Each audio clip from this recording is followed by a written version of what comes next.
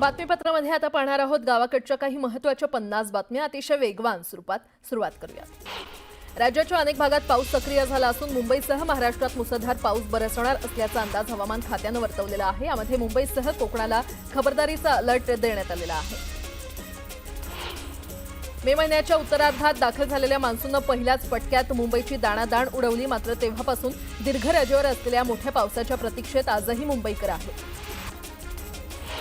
नाशिकमधील पाऊस बंद झाल्याने जायकवाडी धरणातील पाण्याची आवक मंदावली आहे। जायकवाडी धरणातील पाणी साठा 75% पोहोचलाय, त्यामुळे सिंचनाच्या पाण्याची चिंता मिटली आहे। कोयना धरण पाणलोट क्षेत्रामध्ये पावसाचा जोर वाढत चाललेला आहे आणि त्यामुळे पाणी पातळी नियंत्रित करण्यासाठी या पावसाळ्यात प्रथमच धरणाच्या दरवाजातून विसर्ग करण्यात येणार आहे। तसंच नदीपात्रामध्ये आणखी सुमारे 5000 क्युसेक विसर्ग होणार आहे। यामुळे कोयना नदीकाठच्या रहिवाशांना सतर्कतेचा इशारा देण्यात आला आहे। गडचिरोली जिल्ह्यामध्ये यंदा 15 दिवस आधीच मोसमी पावसाचं आगमन झालं। यामुळे शेतकरी राजा लवकरच हंगामाला लागला। उन्हाळ्यात कोरडेठाक पडलेले सिंचन प्रकल्प आणि इतर जलस्रोत सुद्धा काही प्रमाणात पाण्याने भरलेत। तर सध्या जिल्ह्यातील 8 प्रकल्प 100% भरलेले आहेत, तर 7 प्रकल्पात निम्म्यापेक्षा अधिक जलसाठा आहे। माढाच्या कोकण मंडळाच्या 5285 घरांच्या लॉटरीसाठीच्या ऑनलाईन अर्ज नोंदणी आणि अर्ज भरणा प्रक्रियेची सुरुवात झाली। माढा लॉटरीसाठी अर्ज करण्याकरता अधिकृत वेबसाईट असून या व्यतिरिक्त कुठल्याही अनधिकृत वेबसाईटवर अर्जदारांनी लॉटरीमध्ये सहभाग घेऊ नये असं आवाहन म्हाडाकडून करण्यात येत आहे। नवी मुंबई महापालिकेच्या सरळ सेवा भरती अंतर्गत गट क आणि गट ड यामधील 30 संवर्गातील 668 पदांसाठी 84,774 अर्ज प्राप्त झालेले आहेत। या पदांसाठीची ऑनलाईन परीक्षा 16 ते 19 जुलै दरम्यान 12 जिल्ह्यातील 28 परीक्षा केंद्रांवर पार पडणार आहे। मद्यावरील वॅट, परवाना शुल्क आणि मद्यावरील उत्पादन शुल्कामध्ये वाढ केल्याविरोधात राज्यभरातील 19,000 जास्त बार आणि रेस्टॉरंट्सनं पुकारलेला बंद 100% यशस्वी झाल्याचा दावा आहार संघटनेनं केलेला आहे। तर या बंदमुळे सरकारचा सुमारे 70 ते 80 कोटी रुपयांचा महसूल बुडाल्याची माहिती सूत्रांनी दिली आहे। अहमदाबादमधील विमान अपघातानंतर डीजीसीआयनं सर्व विमान कंपन्यांना आता नवीन सूचना जारी केलेल्या आहेत। देशात कार्यरत असलेल्या बोईंगसह इतर विमानांच्या फ्युएल कंट्रोल स्विच लॉकिंग सिस्टमची तपासणी करणं अनिवार्य करण्यात आलेलं आहे। देशातील पहिली पर्यावरणपूरक आणि आधुनिक सुविधांनी सजलेली इलेक्ट्रिक वॉटर टॅक्सी आता मुंबईकरांच्या सेवेत दाखल होण्यास सज्ज झाली आहे। येत्या 1 ऑगस्ट 2025 पासून ही e water taxi gateway of India ते JNPT आणि डोमेस्टिक क्रूज टर्मिनस ते JNPT या 2 मार्गांवर नियमितपणे धावणार आहे। मुंबई मेट्रो रेल कॉर्पोरेशन लिमिटेडनं मुंबईतील आणखी एका भूमिगत मेट्रोसाठी प्रक्रिया सुरू केलेली आहे। आणि कागार ते गेटवे ऑफ इंडिया दरम्यान ही मेट्रो धावणार असून सरकारला प्रस्ताव सादर करण्यात आलेला आहे। पुणे शहरात गुरुवारी पाणीपुरवठा बंद राहणार आहे। पर्वती मुख्य वाहिनीची गळती रोखण्यासाठी जुनं पर्वती जलशुद्धीकरण केंद्र, नवीन पर्वती वाजे NNDC जलशुद्धीकरण केंद्राच्या अंतर्गत येणाऱ्या भागाचा पाणीपुरवठा गुरुवारी बंद ठेवण्यात येणार आहे। तर शुक्रवारी कमी दाबानं पाणी येणार आहे। नागरिकांना पाणी जपून वापरण्याचं आवाहन करण्यात आलं आहे। दिवा प्रभागातील डम्पिंग ग्राउंडमध्ये गेल्या 7 वर्षांपासून ठाणे महापालिकेकडून सातत्यानं बेकायदेशीर कचरा टाकण्यात येत होता। या प्रकारामुळे परिसरातील खारफुटीचं जैवविविधतेचं मोठं नुकसान, दुर्गंधी आणि स्थानिक नागरिकांच्या आरोग्यावर मोठा परिणाम झाला। या गंभीर प्रकरणी महाराष्ट्र प्रदूषण नियंत्रण मंडळानं ठाणे महापालिकेला तब्बल 10 कोटींचा दंड ठोठावलाय। मुंबईतील फुटपाथसह अनेक जागांना अतिक्रमणांचा आणि अनधिकृत बांधकामांचा वेढा पडला असून त्यावर कुठलीही ठोस कारवाई होत नसल्यानं संतप्त झालेल्या सर्वपक्षीय सदस्यांनी विधानसभेमध्ये सरकारवर हल्लाबोल केला।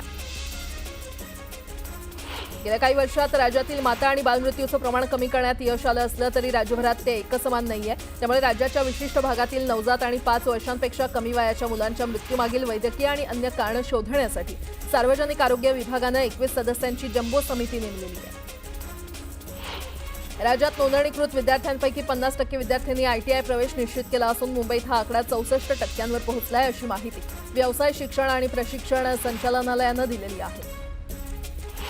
CET सेलनं MCA आणि MTech ME अभ्यासक्रमाच्या प्रवेशासाठी नोंदणीला 16 जुलैपर्यंत मुदतवाढ दिली आहे। त्यामुळे विद्यार्थ्यांना अर्ज करण्यासाठी आणखी 2 दिवसांचा कालावधी मिळणार आहे।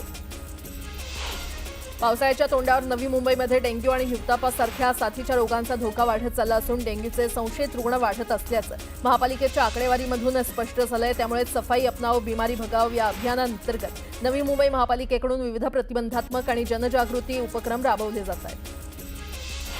महापालिका नगरपालिकांमधील कचरा व्यवस्थापनाच्या कामात एकसूत्रता आणण्यासाठी एक सेल तयार केला जाईल असं आश्वासन उपमुख्यमंत्री एकनाथ शिंदे यांनी विधानसभेत दिलं। पिंपरी चिंचवड शहराच्या नवीन सुधारित प्रारूप विकास आराखड्यावर विविध भागातून हरकतींचा पाऊस पडलाय. 2 महिन्यांच्या मुदतीमध्ये 49,570 हरकती नागरिकांनी घेतलेल्या आहेत. आता हरकतींवर सुनावणी घेण्यासाठी 5 सदस्यांची नियोजन समितीची नियुक्ती करण्यात येणार आहे. महावितरणाच्या जास्त ग्राहक संख्या असलेल्या शाखांचं विभाजन करण्यात येणार असल्यानं पुण्यामध्ये 8 नव्या शाखांची निर्मिती होणार आहे. तसंच कोंढव्यामध्ये भूमिगत वीज वाहिन्यांचं जाळं निर्माण केलं जाणार आहे, अशी माहिती मुख्यमंत्री देवेंद्र फडणवीस यांनी दिली आहे. राज्याच्या परिवहन आयुक्त कार्यालयातर्फे सर्व प्रादेशिक आणि उपप्रादेशिक परिवहन कार्यालयांच्या वायुवेग पथकांनी केलेल्या ओला कंपनीच्या शोरूम तपासणीमध्ये 432 शोरूमपैकी केवळ 47 शोरूमकडे विक्री परवाना असल्याचं आढळलं. त्यामुळे ओलाचे उर्वरित 385 शोरूम बंद करण्यात आल्याची माहिती परिवहन खात्यानं दिली आहे. महाराष्ट्र शासनानं राष्ट्रीय शिक्षण धोरण 2020 नुसार राज्यात नव्या अभ्यासक्रमाची अंमलबजावणी 2025-26 पासून सुरू करण्याचा निर्णय घेतलाय. शिक्षण विभागानं यासंदर्भात 14 जुलैला शासन निर्णय जारी करत हा अभ्यासक्रम नव्या आकृतीबंधावर आधारित असून तो टप्प्याटप्प्यानं सर्व शाळांमध्ये लागू होणार असल्याचं स्पष्ट केलं. यंदा आषाढी वारीच्या नियोजनासाठी सुमारे 85 कोटी रुपये खर्च करण्यात आला. त्याचबरोबर वारीसाठीच्या प्रत्येक नियोजनाची डॉक्युमेंटरी तयार करण्यात येणार आहे. जिल्हाधिकाऱ्यांनी यासंदर्भात माहिती दिली आहे. पुण्यात ढोल पथकांच्या सरावाला सुरुवात झाली आहे. गणेशोत्सवासाठी शहरातील ढोल पथक सज्ज झाले आहेत. अनेक ढोल पथकांकडून वाद्यपूजन करून सरावाला सुरुवात करण्यात आली. जळगावच्या टोळी ग्रामपंचायतीच्या आवारात बैठक पार पडली. गावातील महिलांनी गावातील दारूबंदीबाबत जोरदार मागणी केली. या मागणीला सरपंचांनी सकारात्मक प्रतिसाद देत 8 दिवसात विशेष ग्रामसभा घेऊन अधिकृत ठराव करण्यात येईल असं सांगितलं. धाराशिव दुष्काळग्रस्त धाराशिव जिल्ह्यामध्ये प्रशासनाच्या वतीनं नागरिकांना सोबत घेत एकाच दिवसात 15 लाख वृक्ष लागवड करण्याचा संकल्प करण्यात आलाय. ही मोहीम 19 तारखेला राबवली जाणार आहे. मुंबई आंतरराष्ट्रीय विमानतळावर एका भारतीय महिलेला 62 कोटींच्या कोकेनसह अटक करण्यात आली आहे. DRIनं ही कारवाई केली आहे. 2021 ते 2025 पर्यंत लोकल ट्रेनमधून पडून 777 जणांचा मृत्यू झालाय, तर रूळ ओलांडून 3151 जणांचा मृत्यू झाल्याची माहिती मध्य रेल्वेनं उच्च न्यायालयाला प्रतिज्ञापत्राद्वारे दिली आहे. रायगड जिल्ह्यातील रोहा शहराला लागून असलेल्या वैभव नगरात 2 घरांमध्ये चोरी झाली. चोरट्यांनी 3,83,000चा मुद्देमाल लुटून नेला. परिसरात चोऱ्यांचं प्रमाण वाढू लागल्यानं नागरिकांमध्ये भीतीचं वातावरण आहे. नांदेडमध्ये पुरस्कार सोहळा कार्यक्रमात माजी मुख्यमंत्री अशोक चव्हाण आणि खासदार अजित गोपछडे यांच्यामध्ये जुगलबंदी रंगली. भाजपच्या दोन्ही नेत्यांनी एकमेकांना टोमणे मारले. 2 खासदारांमध्ये रंगलेल्या या जुगलबंदीची सर्वत्र चर्चा सुरू आहे. शिर्डीतील गुरुपौर्णिमा उत्सवात साईबाबांच्या चरणी भक्तांनी कोट्यवधी रुपयांचं दान अर्पण केलंय. नोटा, नाणी, सोन्या चांदीच्या दागिन्यांचा यामध्ये समावेश आहे. गुरुपौर्णिमा उत्सवाच्या 3 दिवसात साईबाबांच्या चरणी तब्बल 6,31 लाखांहून अधिकचं दान भक्तांनी अर्पण केलं. या 3 दिवसात 3 लाखांहून अधिक भक्तांनी साईबाबांचं दर्शन घेतलं. वैष्णवी हगवणे प्रकरणात दोषारोपपत्र दाखल करण्यात आलंय. पुणे जिल्हा सत्र न्यायालयामध्ये 1670 पानांचं दोषारोपपत्र दाखल करण्यात आलं असून दोषारोपपत्रात एकूण 11 जणांना आरोपी करण्यात आलं. गरमागरम समोसा, रसरसीत जलेबी पाहिल्यावर अनेकांच्या तोंडाला पाणी सुटतं, पण हे पदार्थ सिगरेट इतकेच धोकादायक आहेत असा इशारा केंद्रीय आरोग्य मंत्रालयानं दिलाय. आरोग्य मंत्रालयानं एक अहवाल तयार केलाय. त्यात 2050 पर्यंत देशातील 44.9 कोटी लोक लठ्ठपणानं ग्रस्त असतील असं समोर आलेलं आहे. भारतात बुलेट ट्रेनचं स्वप्न आता प्रत्यक्षात येणार आहे. रेल्वे सूत्रांनी दिलेल्या माहितीनुसार गुजरातमध्ये बुलेट ट्रेनची चाचणी 2026-27 मध्ये सुरू होईल. यासाठी जपानमधून विशेष E10 शिंकानसेन ट्रेन मागवली जाणार आहे. तर प्रारंभिक चाचणी सुमारे 50 किलोमीटरच्या ट्रॅकवर केली जाईल. राज्यात 1,51,000 बालकं कुपोषित असल्याची आकडेवारी समोर आलेली आहे. एकट्या मुंबईमध्ये 17,000 बालकं कुपोषित असल्याचं समोर आलंय. दरम्यान एकात्मिक बालविकास योजनेतील 20,414 पदं रिक्त आहेत. मात्र तरीही येत्या 2 वर्षात हे प्रमाण 0.51% आणण्याचं टार्गेट आहे. विरारमध्ये रिक्षा चालकाला मारहाण केल्या प्रकरणात मनसे आणि शिवसेनेच्या पदाधिकाऱ्यांवर गुन्हा दाखल करण्यात आलाय. यावेळी पोलिसांनी कार्यकर्त्यांना ताब्यात घेतलं. मच्छीमारांसाठी आंतरराष्ट्रीय दर्जाचं मासळी मार्केट क्रॉफर्ड मार्केट येथील महात्मा ज्योतिबा फुले मंडईमध्ये करण्याचं आश्वासन दिलं होतं. मात्र आता स्थानिक दुकानदारांना बेसमेंटमध्ये स्थलांतरित करण्यात येत आहे. याला मच्छीमार संघटना आणि कोळी बांधवांनी विरोध केलाय. याविरोधात 22 जुलैला महापालिकेवर धडक मोर्चा काढला जाणार आहे.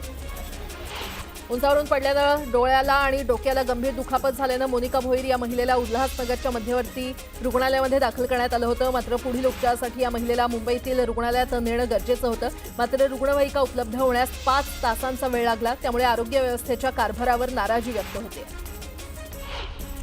अमरनाथच्या शिवगंगानगर परिसरात शिवश्रद्धा अपार्टमेंटमध्ये एका महिलेनं स्वतःच्याच घरात चोरीचा प्रयत्न केल्याचं उघड झालंय. साथीदाराला हाताशी धरून या महिलेनं चोरीचा कट रचला। या महिलेच्या साथीदार घरातील 7 तोळे सोनं घेऊन पसार झाला होता। कर्ज फेडण्यासाठी महिलेनं साथीदाराच्या मदतीनं स्वतःच्याच घरात चोरी केल्याचं उघड झालं। पुण्याच्या हवेली तालुक्यातल्या श्रीरामनगरमध्ये टोळक्यांनी कोयत्यानं पान टपरीवर हल्ला केला। हल्ल्याची घटना सीसीटीव्हीमध्ये कैद झाली आहे। यामुळे परिसरातील नागरिकांमध्ये भीतीचं वातावरण आहे। तातडीनं यावर आळा घालण्याची मागणी नागरिकांनी केली। कल्याणमध्ये टेम्पोमधून शालेय विद्यार्थ्यांचा जीवघेणा प्रवास सुरू असल्याचं समोर आलंय। आरटीओ कार्यालयानं टेम्पो मालकावर कारवाई न केल्यानं नागरिकांकडून संताप व्यक्त होतोय।